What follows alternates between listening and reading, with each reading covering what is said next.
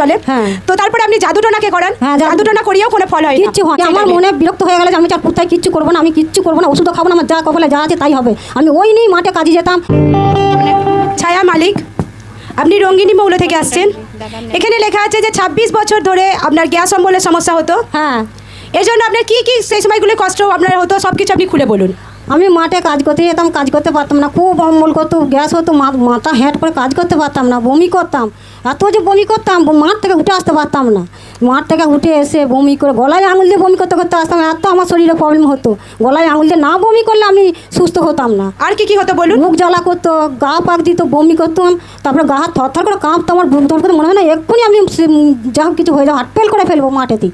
যা করে হামাদি মাঠ থেকে উঠে আসতাম, এসে বাড়িতে এসে বমি করে গলায় আঙুল দিয়ে বমি করে আমি শুয়ে থাকতাম। আমি বাড়িতে এসে বলতাম যে আমাকে কেউ তুলবে না, আমি যখন পারি আমি তখন উঠতাম, উঠে 4টের সময় উঠতাম, উঠে আমি ঝেড়ে উঠে এসে চান করে এসে দুটো খেতাম। আমি সারা প্রতিদিনই এরকম সমস্যা হতো? প্রত্যেক দিন। 26 বছর ধরে এইভাবে প্রতিদিন আপনার গ্যাস অম্বলের সমস্যা হতো? আপনার বুক প্রচন্ড পরিমাণে জ্বালাপোড়া করতো, বুক জ্বালাটা করতো। তো এই জন্য আপনি চিকিৎসা করিয়েছিলেন? হ্যাঁ। চিকিৎসক কি বলছিলেন? চিকিৎসা কি বলবে, বলছে তুমি ওষুধ খেয়েই যাও, তোমার ওষুধ বন্ধ করলে হবে না, তোমার সারা যতকাল বাঁচবে ততকাল তোমার ওষুধ খেয়ে যেতে হবে। আপনি কোথায় কোথায় ট্রিটমেন্ট করিয়েছেন? জামালপুরে দুটো ডাক্তারের কাছে খেয়েছি, কানলায় তিনটে ডাক্তারের কাছে খেয়েছি, খানপুরে খেয়েছি, গাড়োমুড়িতে খেয়েছি, তারপরে দাঁতপুরে খেয়েছি। চিকিৎসক আপনাকে বলছিলেন যে যতদিন আপনি বাঁচবেন ততদিন আপনাকে মেডিসিন খেয়ে যেতে হবে। হ্যাঁ। তো চিকিৎসকের পরামর্শ অনুযায়ী যখন আপনি পাল্টে মেডিসিন খাচ্ছিলেন তো কোনো রকম সুস্থতা আপনার জীবনে দেখতে পাচ্ছিলেন না? যখন খেতাম তখনই ভালো থাকতাম, আবার যদি 2-4 দিন বন্ধ করে দিতেন আবার সেই হতো বাড়াবাড়ি। যখন মেডিসিন খেতেন তখন ভালো থাকতেন, ফির সে প্রবলেম শুরু হয়ে যেত। তো এইভাবে লম্বা টাইম আপনার এই জীবনে এইরকম প্রবলেম চলতে থাকে। হ্যাঁ। দিনের পর দিন, মাসের পর মাস, বছরের পর বছর এইভাবে আপনার জীবন কষ্টের মধ্যে। যা কষ্ট হতো আমি ফিরে বাড়ি আসতাম, এসে আমি শুয়ে পড়তাম, আবার যখন মনটা একটু ফ্রি হতো আবার উঠে পড়তাম, উঠে আবার কাজকর্ম করতাম। মেডিসিন খেয়ে খেয়ে পুরো থকে গিয়েছিলেন আপনি? হ্যাঁ।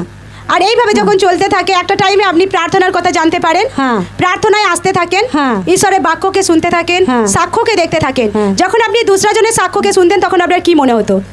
আমি বলছি যে তাহলে আমি এতদিন ওই চারিদিকে ওষুধ খেয়েছি, আমি ভালো হয় না? আমি যখন শুনেছি এখানে যে মণ্ডলীতে, ধামাস মণ্ডলীতে অম্বল গ্যাসের জন্য ফ্রি হচ্ছে, সব কিছুর জন্য ফ্রি হচ্ছে, আমিও ফ্রি হবো।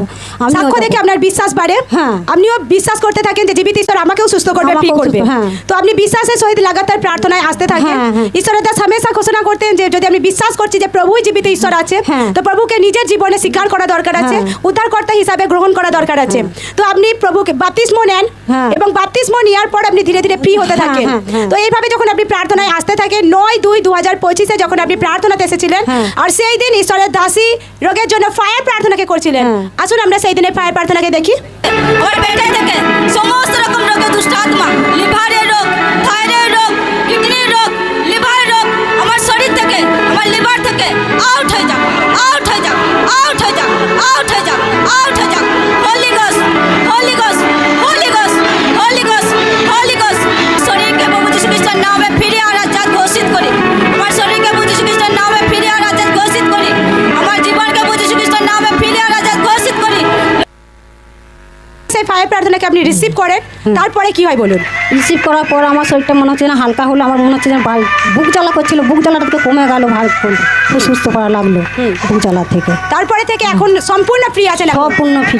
জোরসে মহিমাকে করে জীবিত ঈশ্বরের নামে হালেলুয়া, হালেলুয়া, জোরসে জোরসে জোরসে ঈশ্বরের বড় আশীর্বাদ দেওয়ার জন্য হালেলুয়া। সকলে ধ্যান সহকারে শুনবো। ইনি বলছেন 26 বছর ধরে ইনার গ্যাস অম্বলের সমস্যা হতো, এর কারণে ইনি বলছেন ইনার প্রচণ্ড পরিমাণে বুক জ্বালাপোড়া করতো, ইনার সবসময় এইরকম প্রবলেম উনার হতো। আর এর কারণে ইনি খালি পেটে একদমই থাকতে পারতেন না, খালি পেটে থাকলে ইনার বেশি অম্বল হয়ে যেত, খাবার পরও ইনার অম্বল হতো, এর হার টাইম ইনার এই প্রবলেমগুলো হয়ে যেত। আর এর কারণে ইনার পেট ফুলে যাচ্ছিল, ইনার পেট ফুলে থাকতো, ইনি হেঁটে কোনো রকম কাজ করতে পারতেন না। ইনি বলছেন যখন উনি মাঠে কাজে যেতেন তো ওনার এত প্রবলেম হতো, ওনাকে বাড়ি চলে আসতো এবং প্রচণ্ড পরিমাণে বমি করতেন, তারপরে হয়তো কিছু টাইম উনি ফ্রি হতেন।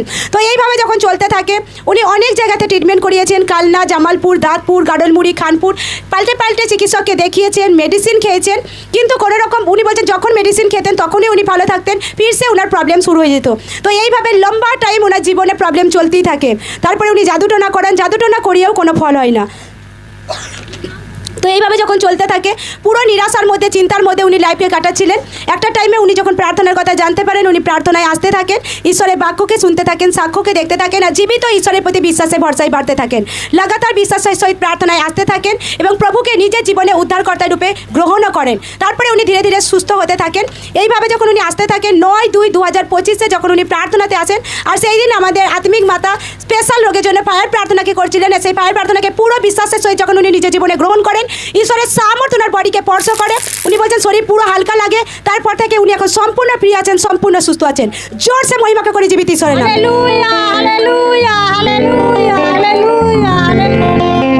এখন কতদিন হচ্ছে আপনি সম্পূর্ণ ফ্রি আছেন? আমি 2 মাস সুস্থ আছি। 2 মাস হয়ে গেছে সম্পূর্ণ ফ্রি আছেন। হ্যাঁ। এখন আর গ্যাস অম্বল হয় না? না, না। কোনো মেডিসিন খেতে হয় না? না। এখন কাজবাজ করতে পারছেন? সব এক- কোনো রকম বমি হয় না? না, কিচ্ছু হয় না, বমি সম্পূর্ণ হয় না। ফ্রি আছে। ফ্রি আছে একদম। জোরসে আরেকটিবার হাতকে উঠিয়ে জীবিত ঈশ্বরের মহিমা। হালেলুয়া। জোরসে জোরসে জোরসে